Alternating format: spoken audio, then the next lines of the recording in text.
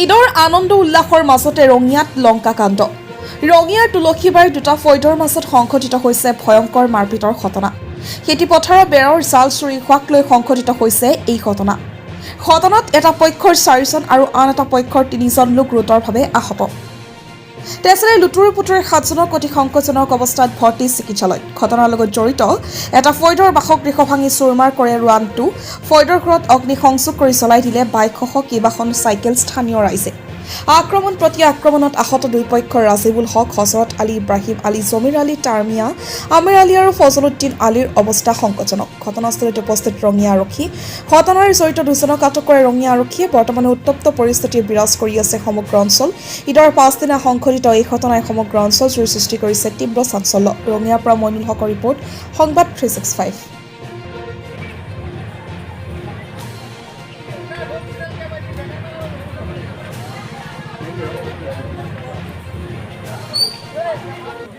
তাৰমানে ঘটনাটো কি হৈছে, দেউতাৰে লগৰ আমাৰ ঘৰৰ কিছু লগৰ ঘৰত আছে, তাতে গেছি যাই পেলাই এটা মানুহ আহিছে, তোমাৰ এই পথাৰত নেট দিছি, নেট দি পেলাই কৈছে কি নেটটো বোলে চুৰ হৈছে। চুৰ হ'লে দেউতাৰক কৈছে কি তই তোৰ কঠীয়া তোলাত নেটটো কিয় দিছা, মোৰ নেট।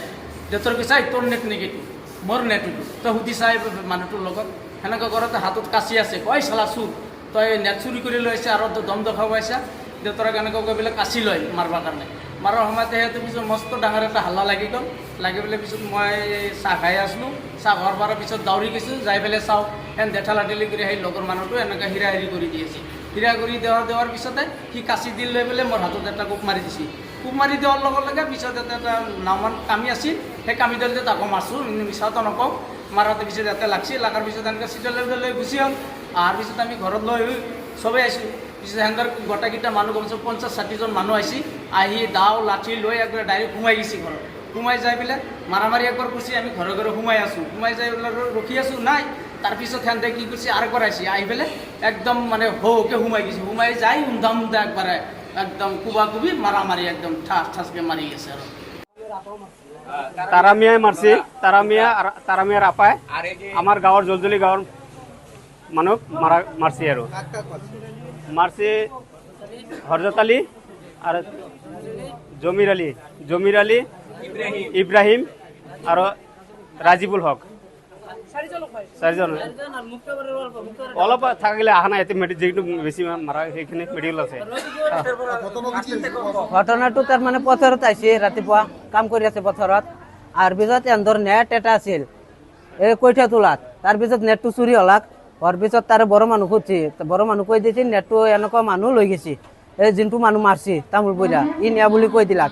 তাৰপিছত এন্দৰ ঘৰত যোৱা নাই, বেলেগ ঘৰত আহি পেলাই সুধছি যে মোৰ নেটটো তহঁতে আনছে নেকি। এহেঁতে কয় কি আমি আনা নাই, তো নেটটো এহেঁতে বেৰা দি থৈছে। তাৰপিছত বাইবাকে পুতাকে তামোল পইৰা যাই পেলাই কাজিয়া লাগে মাৰিল এটাক, ইব্ৰাহিমক মাৰাৰ পিছত আমি ৰাইজে গম পালোঁ পথাৰত মাৰি পেলাই থৈছে। তাৰপিছত আমি ৰাইজটো আহিলোঁ, যে কিহৰ কাৰণে মাৰিল সোধাৰ কাৰণে আহিলোঁ। তাৰপিছত ইব্ৰাহিমকটো মেডিকেলত লৈ পঠাই দিলাক।